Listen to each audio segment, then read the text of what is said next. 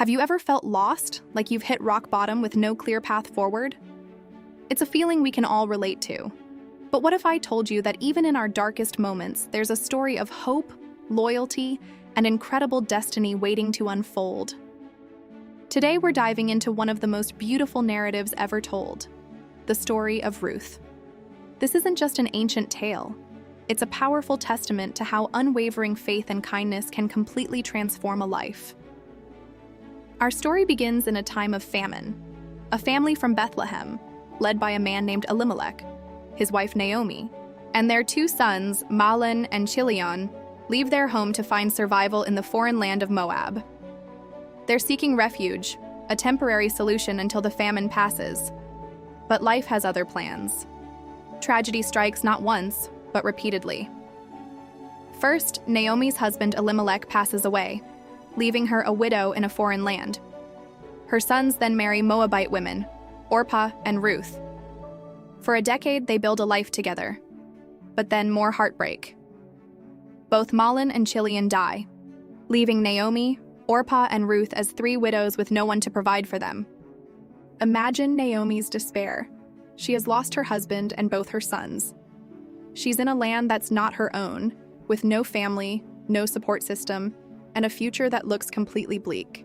She hears that the famine in her homeland of Judah has ended, and she decides to return. It's a journey of defeat. She tells her daughters-in-law, Orpah and Ruth, to go back to their own families. She believes she has nothing left to offer them. With a heavy heart, she says, "Go, return each of you to her mother's house. The Lord deal kindly with you as you have dealt with the dead and with me."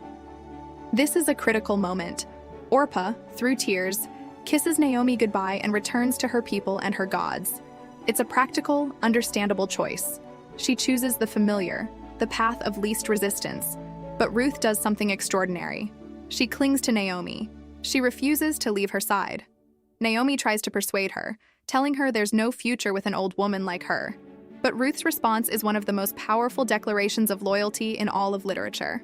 She says, "Do not urge me to leave you or to return from following you.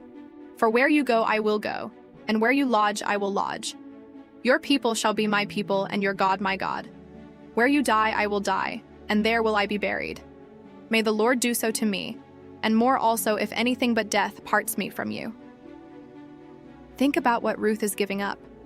She's leaving her homeland, her family, her culture, and her entire past behind. She's choosing to follow her mother-in-law, a woman who feels bitter and empty, into a foreign land where Ruth herself will be an outsider, a Moabite woman among the Israelites. This isn't just loyalty. It's a radical act of love and faith. She is committing her entire future to Naomi and to Naomi's God, sight unseen. Her decision is a leap of faith into the unknown, driven purely by love. So, the two women, Naomi and Ruth, make the long journey back to Bethlehem alone. When they arrive, the whole town is buzzing. "Is this Naomi?" they ask. But Naomi, her heart heavy with grief, responds, "Do not call me Naomi. Call me Mara, for the Almighty has dealt very bitterly with me. I went away full, and the Lord has brought me back empty." She feels cursed, abandoned by God. But she doesn't realize that the greatest blessing of her life has just walked into Bethlehem right beside her. They arrive at the beginning of the barley harvest, a sign of new beginnings. Needing to survive, Ruth takes the initiative. She tells Naomi she's going to the fields to glean. Gleaning was a provision in ancient Israelite law that allowed the poor to follow behind the harvesters and pick up the leftover grain. It was hard, humble work, often looked down upon. But Ruth isn't concerned with pride. She's concerned with providing for Naomi. And this is where destiny steps in. As it happens, the field Ruth chooses to glean in belongs to a man named Boaz. Boaz is not just any landowner. He is a wealthy, respected man in Bethlehem, and more importantly, he is a relative of Naomi's late husband, Elimelech. He is what's known as a kinsman redeemer. Boaz notices Ruth working diligently in his field. He sees her humility and her incredible work ethic. He asks his foreman who she is and learns she is the Moabite woman who returned with Naomi. He's already heard about her incredible loyalty. Boaz approaches Ruth and shows her extraordinary kindness. He tells her to stay in his fields, to glean alongside his female workers where she will be safe. He instructs his men not to bother her and even tells her to drink from the water his men have drawn. Ruth is overwhelmed. She bows down and asks, "Why have I found such favor in your eyes, that you should take notice of me, since I am a foreigner?" She knows her status. She expects nothing. Boaz's reply reveals his character. He tells her he's heard all about what she has done for Naomi, how she left her family and her homeland to come to a people she did not know. He then gives her a beautiful blessing. "The Lord repay you for what you have done, and a full reward be given you by the Lord, the God of Israel, under whose wings you have come to take refuge." He sees her not as a foreigner, but as someone who has sought refuge under the wings of God. He invites her to eat with him and his workers, a significant gesture of acceptance and honor. He even secretly instructs his men to pull out extra stalks of grain from the bundles and leave them for her to find, making her work easier and more fruitful. Ruth works all day and returns to Naomi with an astonishing amount of grain, far more than anyone could expect from just gleaning. When Naomi sees how much Ruth has brought back and hears that the field belonged to Boaz, a flicker of hope is ignited in her heart for the first time in years. The woman who called herself Mara, or bitter, now sees a glimmer of God's providence. She exclaims, "May he be blessed by the Lord, whose kindness has not forsaken the living or the dead." She realizes that Boaz is one of their kinsman redeemers. Now, what is a kinsman redeemer? In ancient Israel, this was a male relative who had the responsibility to help a family member in need. This could involve buying back their land if they had to sell it, or in this case, marrying a childless widow to carry on the deceased husband's family line. Naomi sees a path forward, a way to secure a future for Ruth and to restore their family's name. Following Naomi's wise counsel, Ruth takes another bold step. During the harvest festival, she goes to the threshing floor where Boaz is sleeping. This was a risky, unconventional move. In a quiet, respectful act, she uncovers his feet and lies down.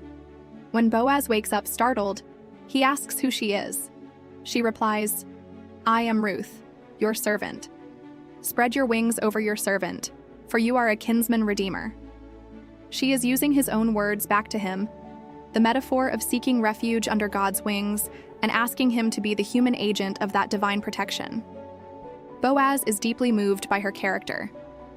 He tells her, "This kindness is greater than that which you showed at first, for you have not run after the younger men, whether rich or poor." He sees her loyalty not just to Naomi, but to her late husband's family line. He promises to do the part of the Redeemer, but there's a complication. There is another kinsman who is a closer relative and has the first right of redemption. The next day, Boaz goes to the city gate, the place where legal matters were settled. He confronts the other relative and presents the situation. The relative is willing to redeem Naomi's land, but when he learns that he would also have to marry Ruth the Moabite to carry on her late husband's name, he refuses. He's worried it will endanger his own estate, so he publicly gives up his right of redemption. With the legal obstacle removed, Boaz joyfully announces to the elders and all the people at the gate that he will redeem the land and take Ruth as his wife. He isn't just fulfilling a duty. He is acting out of love and admiration for this incredible woman. The people bless them, praying that their family will be great in Israel. So Boaz and Ruth get married. Their story, which started with famine, death, and bitterness, culminates in a joyful union. But the story doesn't end there. Soon, Ruth gives birth to a son named Obed. The women of the town rejoice with Naomi, saying, "Blessed be the Lord, who has not left you this day without a kinsman redeemer. He shall be to you a restorer of life and a nourisher of your old age, for your daughter-in-law who loves you, who is more to you than 7 sons, has given him birth." Naomi, who returned to Bethlehem empty and bitter, is now full. She holds her grandson in her arms, her life restored. And the story concludes with a final, stunning revelation. The final verse traces the lineage of this child. Obed was the father of Jesse, and Jesse was the father of David. That's right. Ruth, the Moabite woman, the outsider, the widow with no future, becomes the great-grandmother of King David, Israel's most legendary king. Her story of loyalty, love, and faith places her directly in the lineage of Jesus Christ. From the depths of despair, her simple acts of kindness and her unwavering commitment led to a destiny she could have never imagined. Ruth's story reminds us that our choices, especially those made out of love and loyalty, have ripple effects we can't always see. It shows us that even when we feel lost, like an outsider, God is at work, weaving our stories into a much grander tapestry. No matter how dark your situation seems, acts of kindness, faith, and courage can lead to a future more beautiful than you can ever dream. Thank you so much for joining me today to explore this incredible story. If it touched your heart, please give this video a thumbs up and subscribe for more stories that inspire and uplift. Let me know in the comments what part of Ruth's journey resonated with you the most. Until next time, take care.